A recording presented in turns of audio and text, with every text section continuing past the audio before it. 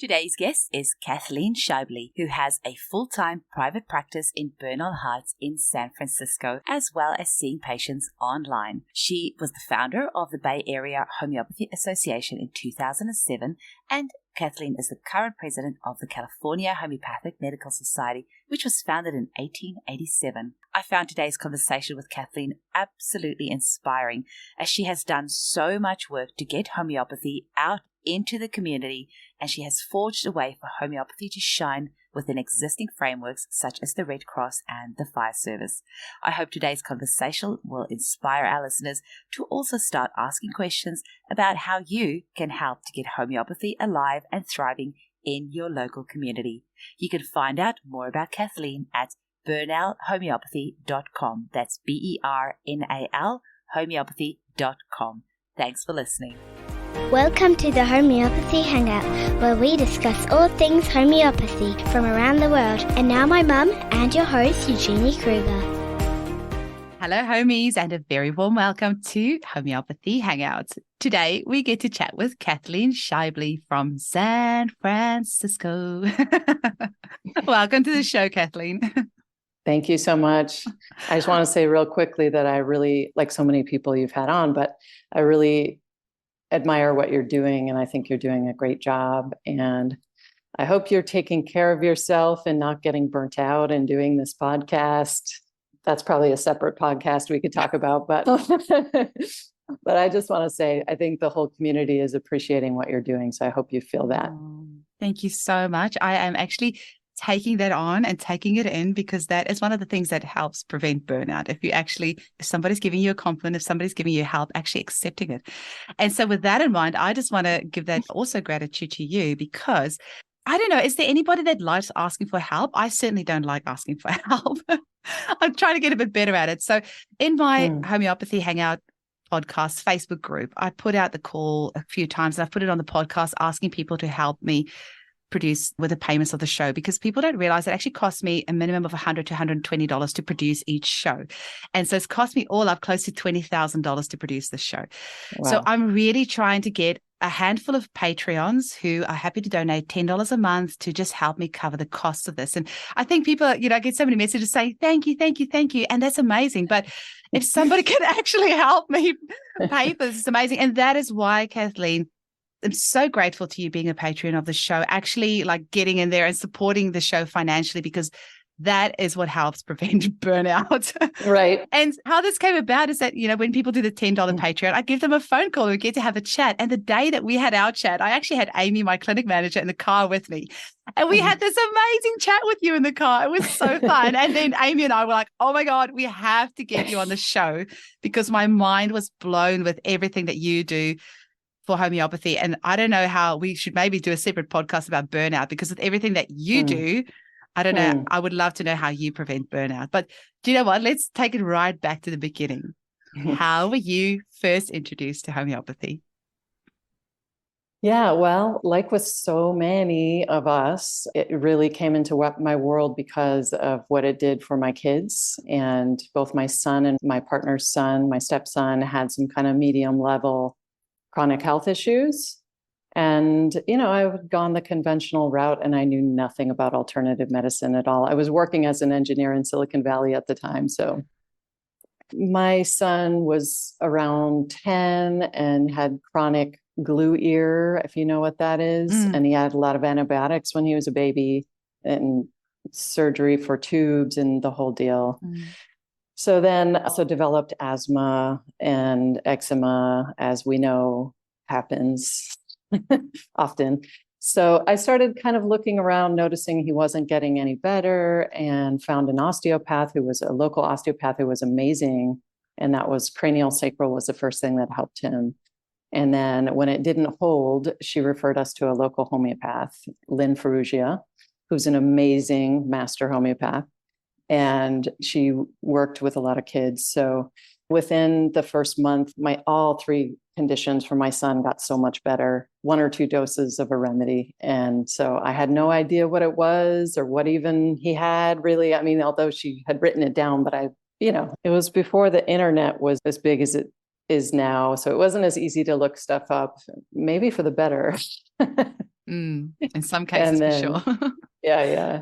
And then, so around that same time, my partner's son had been struggling with a more serious health issue. 6 months prior, he had viral meningitis. And then after the meningitis, he had a sequela of chronic severe migraines and nausea for 6 months. And he was actually out of school for 6 months. And so he wasn't getting any better either. UCSF kept saying, we don't know why he has this. It's not the meningitis anymore.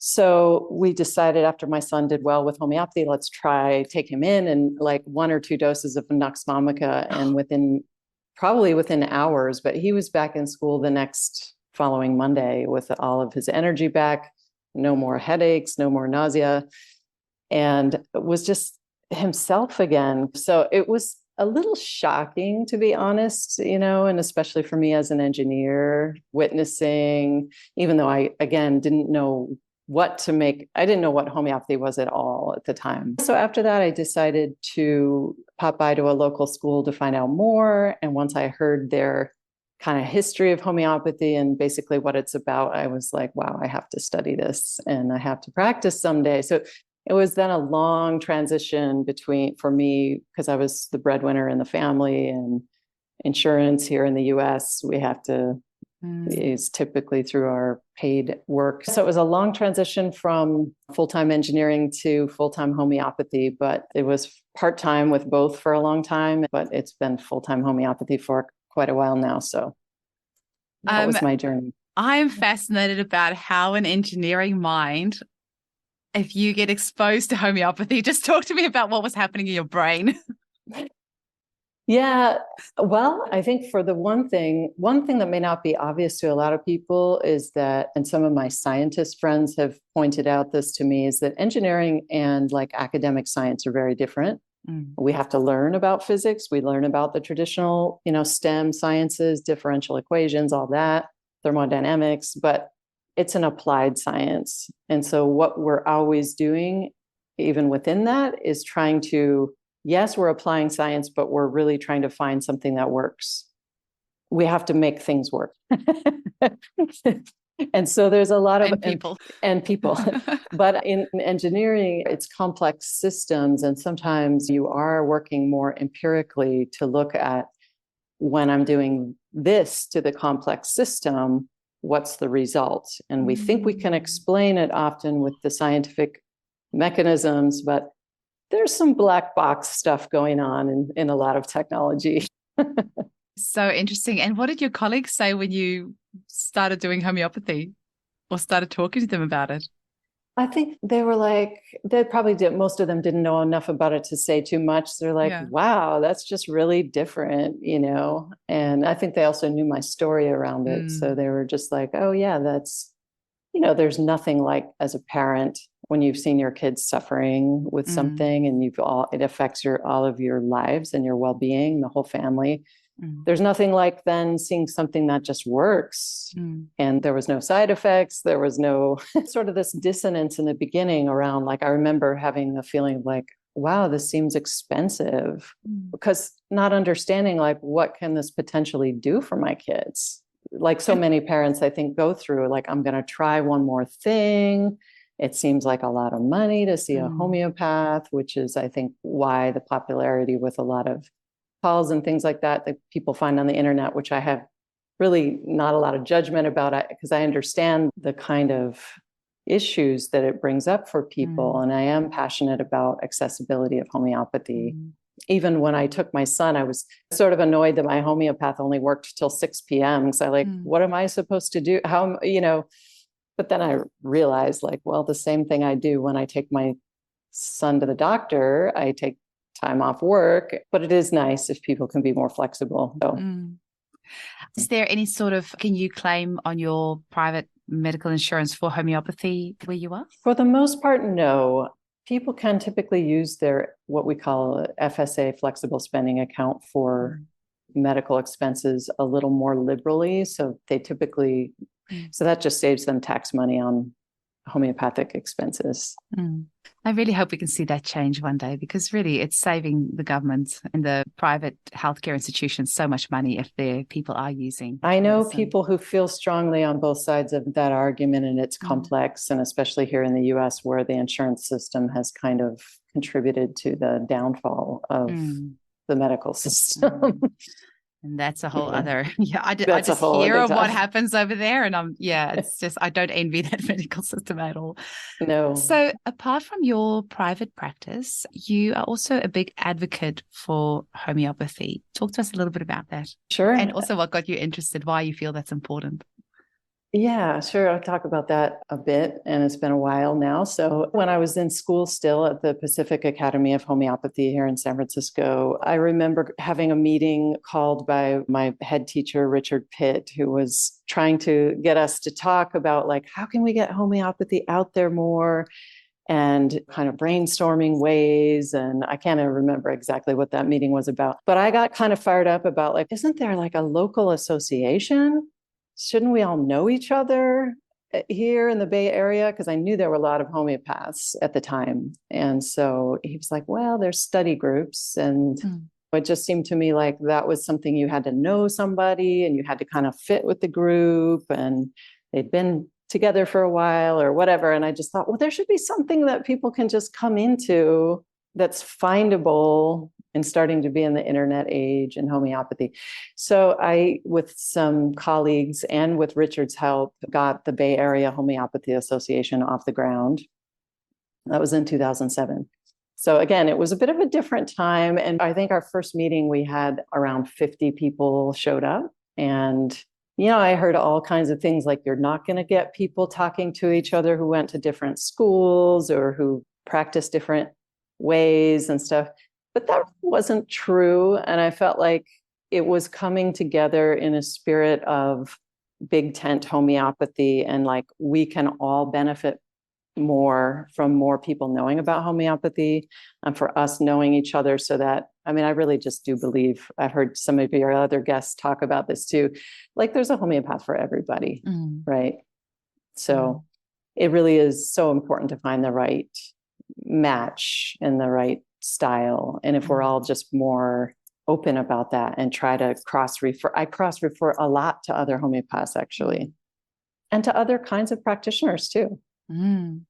And so that was the start of Baja. And that's been a really successful, although since the pandemic, we've lost steam, I will admit. So that was kind of homeopathy advocacy more within the homeopathic community. Although we did do some public outreach, we did some like corporate health fairs together, and did some small kind of what I call like peer case conferences that are very small scale, but like pretty interesting topics, because I think people feel a little more free to get creative and share how they really practice. That's amazing. Do you find that sometimes people are a little bit like homeopaths are a little bit hesitant to say exactly how they practice? Because I've found, I'm not so much anymore, but I have found that if I am speaking with somebody who I know is really classical, I've had some guests on the show and I know they're very classical, but very strong about a particular way, then I do find myself almost being a little bit quiet, because I do feel that there is a little bit of judgment. But I also notice that in myself, and I'm like, no, but that's not what I want. So I need to like speak up. It's interesting that I don't know, homeopaths are an interesting bunch. I think we have issues too. Incredibly, we're not perfect. We're not. And as we all know, homeopathy has been so marginalized in the broader culture for so long that I think lots of people feel protective of it, and they feel, I think that out of that comes this seed of like, we have to do it perfectly and we have to do it the right way. And I am a classical homeopath, but I do have like respect for if people are getting results and they're practicing in an ethical way. I think we should all be sharing that with one another, because in the real world, there are so many more people who are just buying the remedies and trying it themselves over the counter because they don't find any of what we're doing accessible to them, or they don't even know that we exist, to be honest. Exactly. That's the majority. So talk to me. I know when we were chatting in the car and you were telling me and Amy about, especially the underserved communities that you help, I was like, this is the type of stuff that people need to hear about. Can you talk to us a little bit about that? I would love to, sure. Well, I think I did around maybe 2 or 3 years after I started Baja, I was getting into private practice, and I decided pretty much at the start to start offering a free clinic for seniors, elders in my neighborhood. Oh. So I talked to the local neighborhood center, which is kind of like a senior activity center, about whether I could do it there because I thought accessibility wise, that's where they are. Yeah. And it just so happened that the Filipino man who I spoke with that day had an interest in providing some alternatives for the seniors. He really believed that they should have a range of healing available to them. And he observed like a lot of them are really struggling health wise. So he put me in touch with the director, and I did a presentation on homeopathy, and she agreed. And it was like very easy for them because I showed up with some kits. Here in California, we're a health freedom state, which means we have some protection as long as we disclose. We have people read about and sign what our training is, that we're not a medical doctor, brief description of what homeopathy is. And so in that way, as long as we are upfront with all of that, we can practice legally without as much threat of practicing medicine without a license charges and things like that. Wonderful. So yeah, that made it also easier for me to think about doing something like that. But I do believe, in addition to working with the underserved, bringing homeopathy out into the world more. Like often we're in our little, now we're on screens, or we're alone in our offices and hoping people find us, right? Through websites or through signs or word of mouth, but which are all great ways. But yeah, and what I found with the seniors there, it's a lot of immigrant population in my neighborhood. And a lot of them are from countries that homeopathy is very prevalent, such as Brazil, Mexico, places all over the world, really, in my neighborhood. So it was an interesting experience. I still offer that, but no longer at the center since the pandemic. So we do remote once a month. So that was really kind of my first foray into that. But based on that model, a few years ago, I saw a request for proposals from another community center, the next neighborhood over in the Excelsior district. And that was Community Well. And they have a really great model of trying to provide various healing modalities for people in that neighborhood, which is more also immigrant and underserved people. And I presented it to them based on the one that I had been doing with the seniors. And I proposed me and another homeopath who spoke Spanish could both be available. And so they actually accepted it. And we were paid for that clinic for 2.5 years through the San Francisco sugary drink stacks, which is so ironic. I have got full over body goosebumps. That is so cool. Can you tell us a little bit about what that model looks like? And I'm just thinking of the other homeopaths that are listening to this and maybe have thought that it's a little bit too hard. If we can kind of be shown that it has been done, I feel that that's like, oh, it's been done. Okay, sure. Let's give it a go. Exactly. And I love this type of model because it does a lot of nice things for homeopathy, which I think we need this help with. Such as if you're working within a community center, obviously it's really amazing if you can get paid for that work. That's the main thing that makes it work for a lot of people. And I was adamant that I wasn't going to do a lot more of that work unless I was getting paid something to make it sustainable. So no, that I fleshed out for them, like, here's how it looks. We would be able to have, I think we proposed a 3-hour clinic, and we could do like maybe one intake per, and then like several follow-ups per, and online scheduling and stuff like that. We basically manage it as our own practice. So we do our own intake forms. They don't see our paperwork as far as the medical records. The HIPAA compliance would be in effect. We had to have professional liability insurance to work there, which I know not all homeopaths invest in. So things like that have to be a little more buttoned up. But so they reviewed that proposal and also knew that I had been doing it for many years, over 10 years at another neighborhood center. So it was kind of in a way a proven idea, and it was very popular. And so they were excited just to give it a shot. And so it was, and unfortunately we started it like 3 months before the pandemic. And their little community center was meant to be a thriving in-person hub And because San Francisco really locked down, we had to pivot and do a lot of it online. But we did go in and offer either in person or online, depending on what the person's preference was after about the first, I think, like 4 or 5 months of the pandemic. So we tried to keep it really accessible, and it was really popular. It was booked out the whole time. Wow. And so I think it was also showing that with this different population, who most of them could never afford our services for regular rates, they were interested, they showed up, they came back, and they were issued some basic survey. It wasn't a very good, like MyMop type of survey, but it was the really basic, do you think this helped you kind of survey. And it was a really overwhelmingly positive response. So I think it's like you're reading my mind. I just wrote down survey because I was going to ask you that, whether there was a survey. Well, that's wonderful. Yeah, the city required the same survey be filled out for all the things. And we were really the only healthcare thing, I think, other than things like food as medicine class and yoga and move more together outside class and stuff like that. That's really cool. And was it you that told me about the Red Cross thing as well? Yes. Oh, I was saying to somebody told me about the Red Cross thing. I think it was one of the guests on the show, but I can't remember who it was. But then suddenly I just recall that was you. Talk to us about that. Yeah. So the Integrative Healers Action Network was a group of integrative healers that formed together in response to the 2017 Tubbs wildfire in Sonoma County in Northern California. And so it was a really severe fire. It was the first time, well, probably not the first time ever, but the first time in kind of modern history where such a devastating fire came into essentially wine country and burned people's homes. It was very scary. It was very scary for that community. And that's not directly my community, but it's very close. It's about an hour and a half north of San Francisco.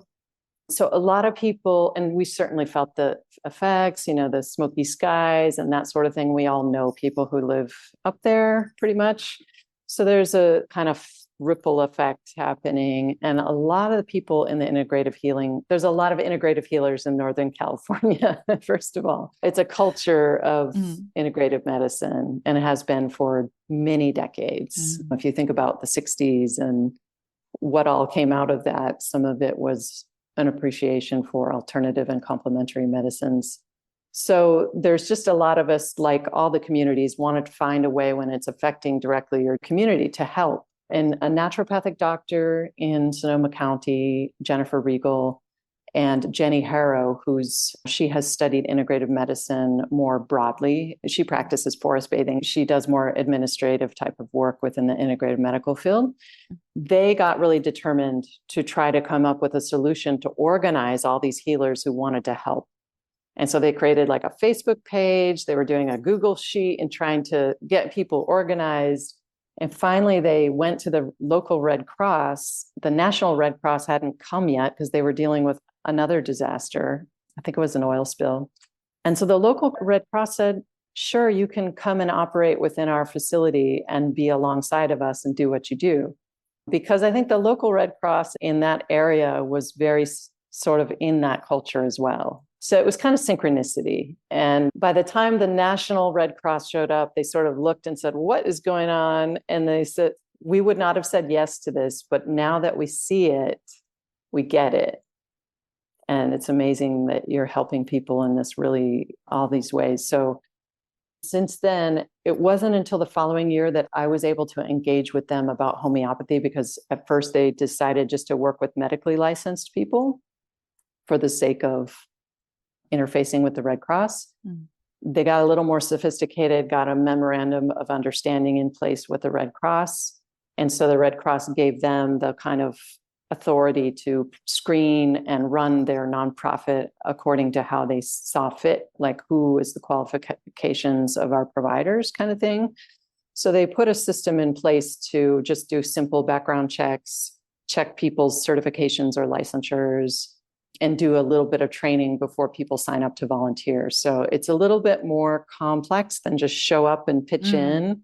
And so I think not everybody understands that about this nonprofit, but they're really also passionate about providing trauma-informed care.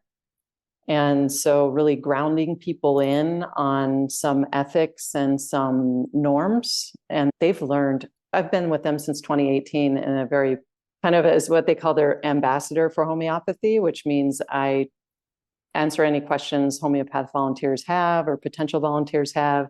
I've helped to create the training that's specific to homeopaths for that work. And then they have some training that everybody does, which is about trauma-informed care. We have some cultural awareness, cultural competency training. It's a lot for volunteer work, but it is an amazing experience, and it has changed my practice probably more than anything else.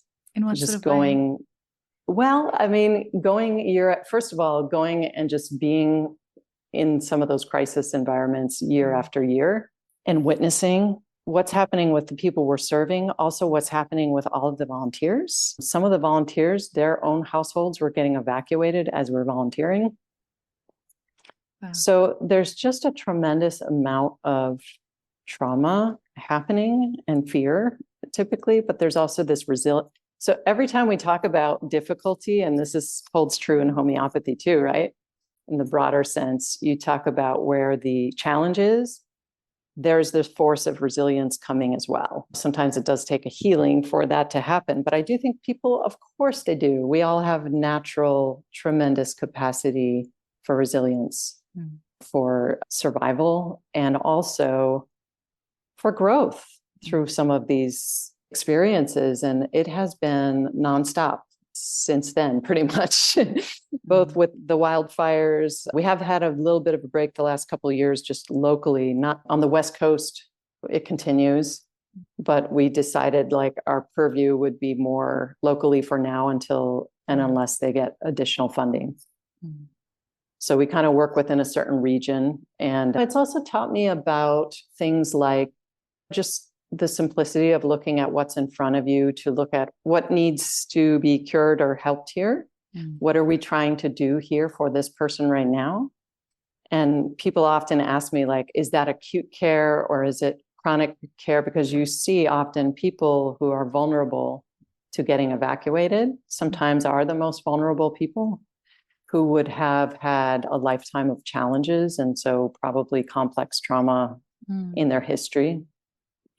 So with the acute situation, it's triggering chronic trauma states. Exactly. And so it's really complex, but also trauma tends to intensify things. And so you can kind of, in a way, see things more clearly from a homeopathic standpoint, right? We see a lot of presentation of many different kinds of trauma remedies and some basic kind of polycrest remedies as well. So I think it's just taught me just to, when the importance of settling our own nervous systems when we're working with trauma, whether or not we're in an acute trauma situation, whether we're sitting in our office, there can be that kind of entanglement that happens. And so ways of helping to ground the patient or the client beyond the homeopathic remedy. And that's something that IHAN has also trained us in. And we've learned from Heart Math, has some great information about learning about just basic grounding and breathing techniques. And then also not treating people for very long in those kind of situations. We basically have like a 20-minute max rule, because people's nervous system get overloaded. And especially if they're then going to do multiple modalities, it's too much. That's really cool. And firstly, I remember when you said to me and Amy, when we were driving the car, you said about this Red Cross thing. I'm like, it's just something I never would have thought of, somebody I would have thought about partnering with. And hearing that possibility, hearing that somebody's already done that, I feel it just opens up this floodgate of possibilities. So I'm really excited for the other homeopaths listening to this, or people who can kind of help to make this happen, start those conversations happening of who else can we partner with? Where else can we piggyback on? Like, we don't always have to start everything from scratch. If there's an existing framework in place, where can we just cooperate and work together in that? And that's often like my dream, is to have homeopathy back in the hospitals, because we used to have 5 homeopathic hospitals in Australia, and they closed down in the 1950s. But not having a homeopathic hospital. That's not my dream. It's to have homeopathic back in existing hospitals, because to create that new framework, there's so much work, so much money. I really despise reinventing the wheel. And with anything, I always feel if there's a good existing framework, just go and use that alongside the two, they can work together. That's true. And I think that's a great point. And it is part of the reason why I got so excited about this model, because it's that thing of meeting people where they're at for other services already and where they feel.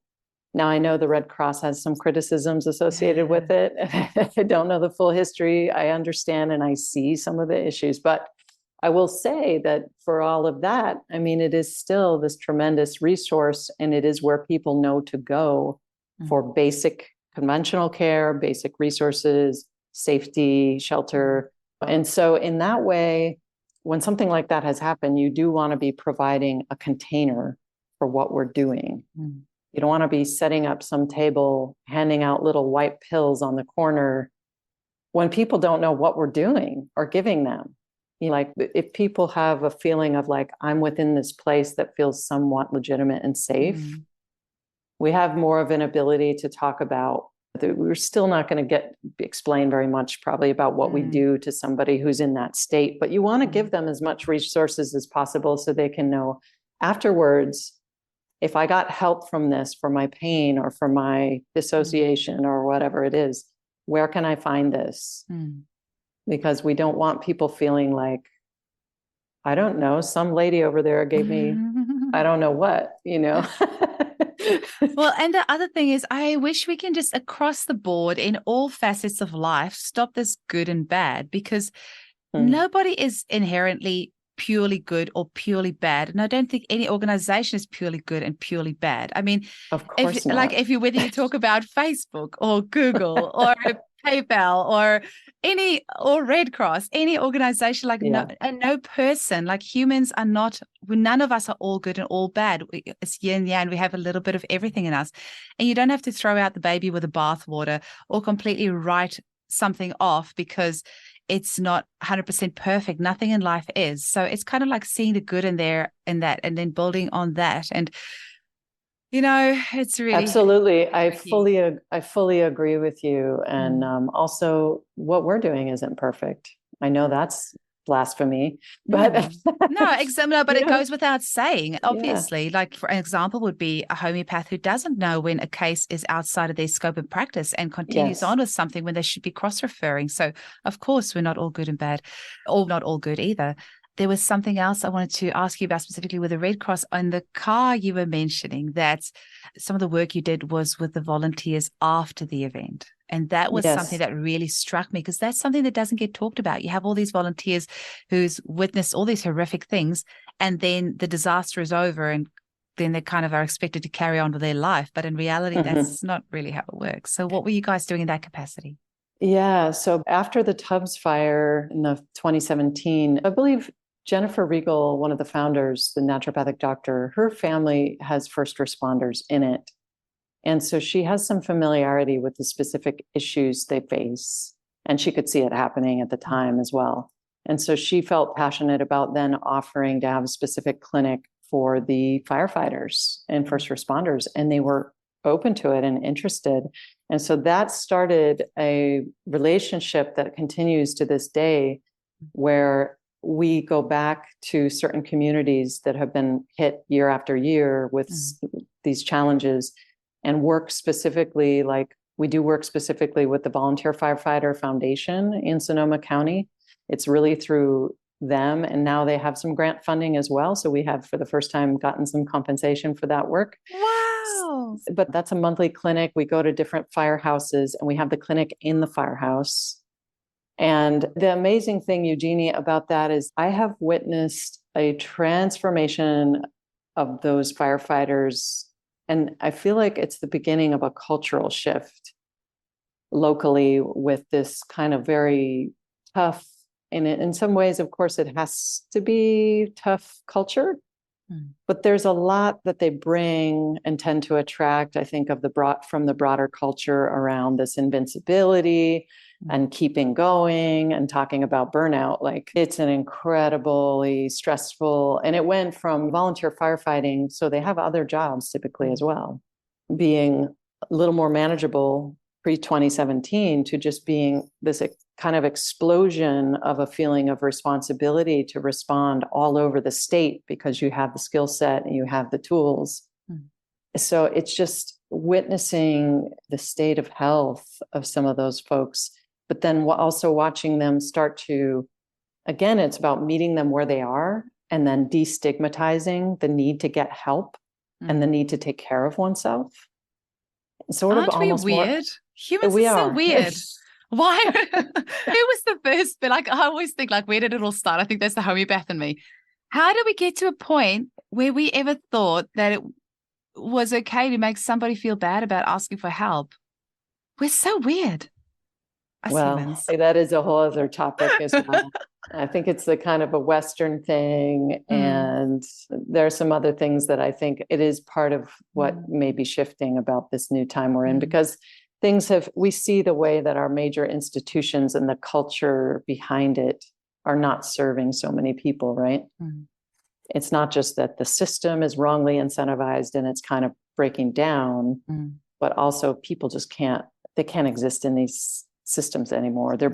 People are breaking apart as well. But yeah, I've watched the firefighters have also had some training available to them for self-care and like learning about some alternative modalities and how they can detox. And so they're all getting IR saunas in their firehouses now, and just all very interested in all of it. And what can I do to take care of myself? And that is brand new. And it's regardless, seems to me that maybe the younger folks are more passionate about it. The older generation are kind of following them and watching them and saying, wow, you guys are really onto something here. So they come as a group and they see their community trying yoga therapy, trying all these things aromatherapy that you might not imagine, firefighters doing and trying, including homeopathy. But it really is just about being there. Like, we're here to help you. You all have been helping in the community. So it does feel kind of like a mutual aid kind of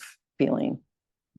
That's so cool. I'm just thinking like the remedy Fumaro, which is made from smoke, and the remedy Palmo, which is made from healthy lung tissue. That's something that they should actually just put in the firefighters' water in their fire station. And so they're all like getting that dosing.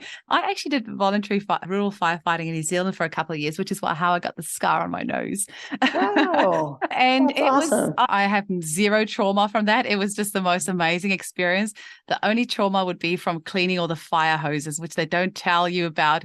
It's not, I did it for the exercise and with meeting new people, and it was fun. And I was in a type of job where because we had little beepers, as soon as my little beeper went off, that I could just race to the fire station and go and help out any time of the day. And I was single. And so it was just the perfect job for me. And great people, but oh my God, nobody tells you in the advertising about all those bloody hoses that you have to go clean afterwards.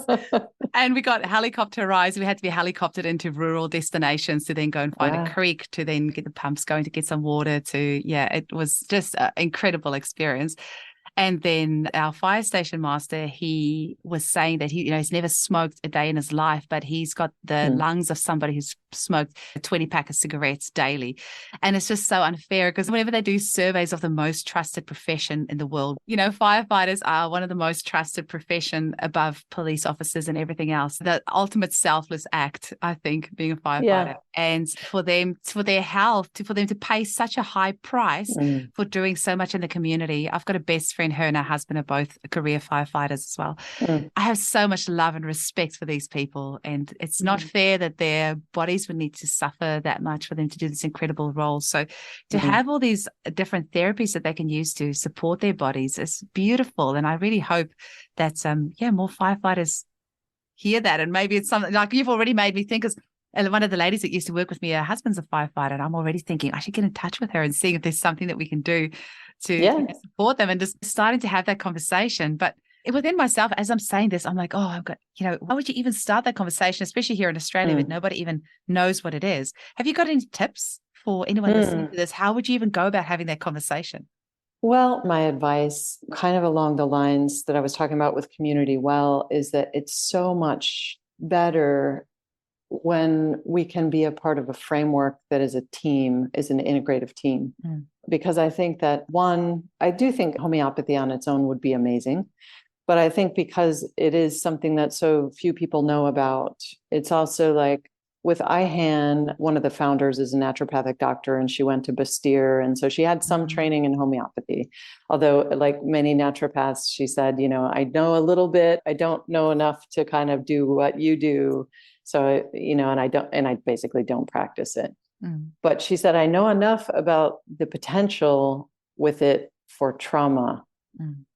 Like she recognized the bigger picture with homeopathy, which I thought was actually pretty amazing for someone who was like, I don't really practice it.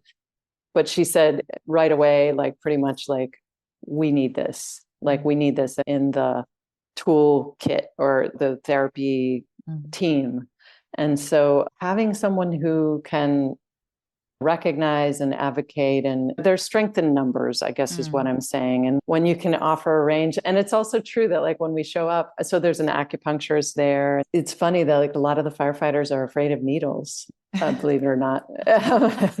But everybody sees that there's massage and or chiropractic, and they come for that. And then when they hear about some of the other modalities, they're like, okay, I'm open to trying that. So it's also interesting to like, again, kind of like holding people where they have some like level of comfort with some things, but then maybe they can learn about some new things and really also glad, like, I'm really glad you said that, because I do know several chiropractors over here, and it might be worth actually just having a conversation with one of them first, and maybe some massage. We've got a couple of massage therapists in our clinic, but maybe having that conversation with them first, and then kind of going in as a team and saying, this person's available for massage therapy, chiropractic, and we've got the homeopathy. And I really like that idea.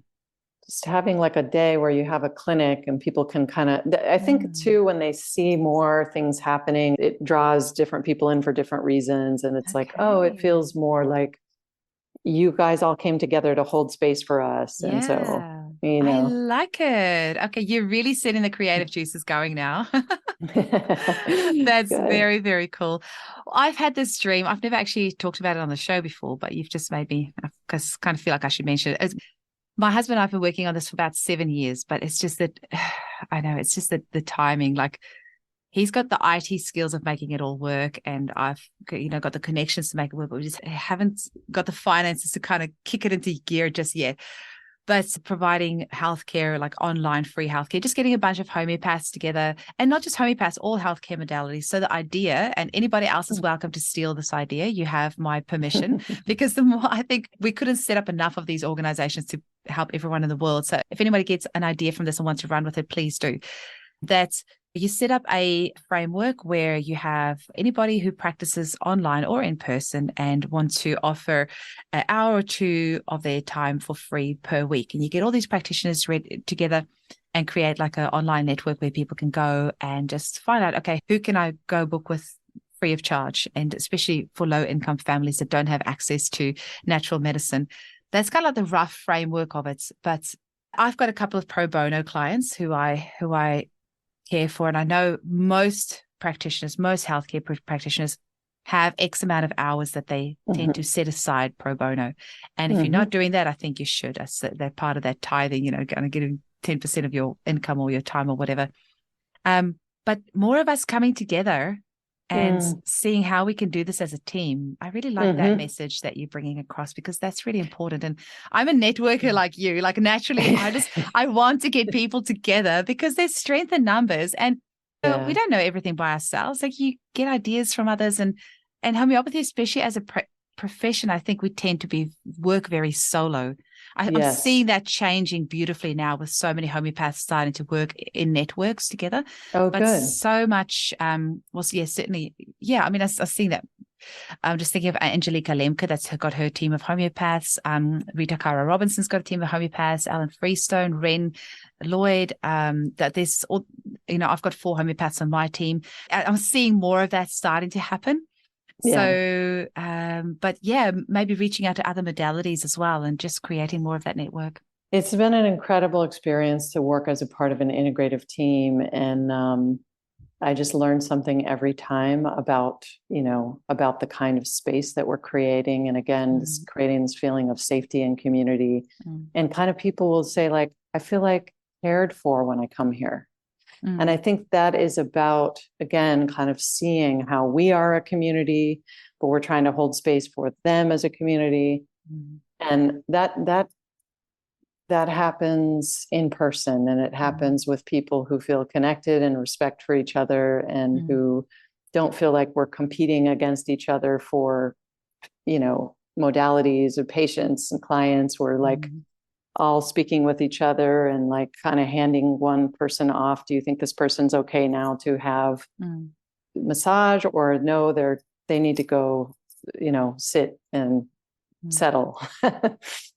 Yeah, I think that scarcity mindset, if we as a collective race can get rid of that scarcity mindset, which is just a delusion on all fronts, I think that will solve a lot of problems. I do think that's starting to happen. I think I do think that things have, like, you can look at it a couple different ways. One is things have gotten so challenging for so many people, with all of these things happening in the world, but also medicine and all of our systems kind of breaking down. That's how I feel what's happening right now. And you can look at it that way, but you can also see, again, the resilience side. People are no longer standing for, basically being bullied, I don't want to say colleagues in conventional medicine who are amazing people doing great work. But I think that, again, all of the systems that are wrongly incentivized are not working for even the people who work within them. And so lots of people can see how this is just sort of breaking apart. But what I hear is from my clients, especially in the last year or two since the pandemic, is just, I don't know if it's the care is so much worse, and we know there are shortages in healthcare workers, and there was a hard time during the pandemic as well, and just so much trauma, as well as people are in worse state going into the system. People are really struggling. Also, I think people are sensitized now to feeling their vulnerabilities in a way. So no longer kind of tolerating some of the behaviors that happen. Yeah. And so I've said this before, but I do think we're coming up on a medical Me Too moment where a lot of people are suddenly like, this doesn't work for me anymore, and noticing. I mean, like young people noticing, like, this isn't okay, and so, but they don't know what else to do. They're like, that doesn't work for me. So I'm just noticing that it feels like this huge tidal wave of people, and again, it doesn't necessarily mean that all what we're offering is accessible to those same people, but I do think that people are looking for solutions and ways to make that happen, because they're like, why can't we have access to all of this? Why can't we have access to things that don't harm us first before we have to go in and try X, Y, and Z that nobody told me what the potential consequences were. Exactly. But anyway, so I do think, though, there's some good things happening. With this time of great challenge comes a great opportunity, right? I mean, like with IHAN, like with Community Well, it's like, I didn't imagine these things could come into being, but I do think in part that part of it is people are ailing, and there are also issues of trust, and safety. I think people are looking for more relational, more care-based solutions. And we often assume that's naturally what we provide, but in reality, like, we have to assure people of that. We have to come into relationship, in my opinion, we have to make sure we're coming into relationship with people in a way that communicates to them that we don't have a very hierarchical relationship, because to a lot of people, I mean, we just are like another doctor, Exactly. And we don't really, here in the US anyway, we don't have a very diverse population of homeopaths to serve a diverse population of potential clients. So that is something I wish we could work on. Yeah, over here as well. Yeah. I Mm-hmm. have a lot of Asian clients, and there's a few of them that have kind of hinted at wanting to study homeopathy. One of them is now studying it, but I always say to them, you have to do it for your culture, for people of your background who identify with you, because you can tell me about what it's like to grow up as an Asian in some like Australia, but I can't on a deep level understand exactly what that would have been like for you, or what your parents that were immigrants that came over, what they would have gone through, and hence the generational trauma that would have been put onto you, or all that. You can tell me that, I can read stories about it, but I will never intimately understand it like you do. And you need to go and study homeopathy and serve your community, and in their language that they can express themselves in, my heart breaks when I have got clients from all cultures, and I can see them searching for words to express their meaning. And because I'm bilingual as well, I think I understand that part of it, where there's some words in Afrikaans that there's no way I could ever, nothing in English language ever conveys that feeling. It's mostly swear words. We have great swear words in Afrikaans, but no other English words are going to convey exactly that feeling that, that needs to be there. And that's why we need people of all colors, cultures, backgrounds, beliefs, ways of prescribing. We need all of it, so you can really find that true resonance with your practitioner. And and I think the trust thing is a big issue, that goes unspoken, because there's a bit of a power dynamic. Of course, there is happening, and so I think just for all of us, I feel part of what our work is in coming into this new time that we're in now is like, how can we embrace these ideas, like, and continue to evolve homeopathy to this bigger vision, to our own inherent biases? We don't know until we work on that stuff, right? Like anybody. So I've been engaged in doing some of that work as well these past few years, especially with everything that's been coming up in the United States. So, there's a lot there. And that's, I feel like, again, it's a time of tremendous change and opportunity, but it also needs to be a time, in my opinion, of reckoning with the legacy of all of our systems, the legacy of racism here in the United States, the legacy of what we've done to the environment and continue to do to the environment, to the planet. So, there's a lot there, and I think people can get overwhelmed with it. And like, what can we do? We're just going to keep doing the work that we do, right? And yes, it is. But also, I think it's like with homeopathic healing, right? What are we doing? We're just witnessing the state. I mean, we witness the state to find the remedy, but the remedy really is just witnessing the state of the person as well, right? Just kind of matching. And I think that culturally and societally and around the globe, and especially for us, like here in the US, in this kind of dominant Western culture that we have, we need to hold up a mirror and see, like, what is our state? What have we been doing? Because it's not until we fully reckon with that we're going to be able to heal and move on, right? Or heal and move into something that's freer, better, more empowering for everyone, Well, I was going to ask you what your final message is, but that sounds like a pretty good one. But do you have a final message that you want to leave out with? And can you also tell them how to get hold of you? I guess I'm covering a lot of different ideas, but really, I do feel like we have a tremendous opportunity right now to really kind of evolve ourselves and evolve homeopathy in real time. I mean, I feel like that's what we have the opportunity to do for each of our client, hold space for them to do, really, each of them as well. But it's all happening together, right? We're not just doing something for them. We're also like in it and trying to meet this moment we're in and all of the intensity that it has, and stay out of burnout, as we talked about in the beginning. So I think we need new strategies. We need to be more proactive about our own self-care and boundaries.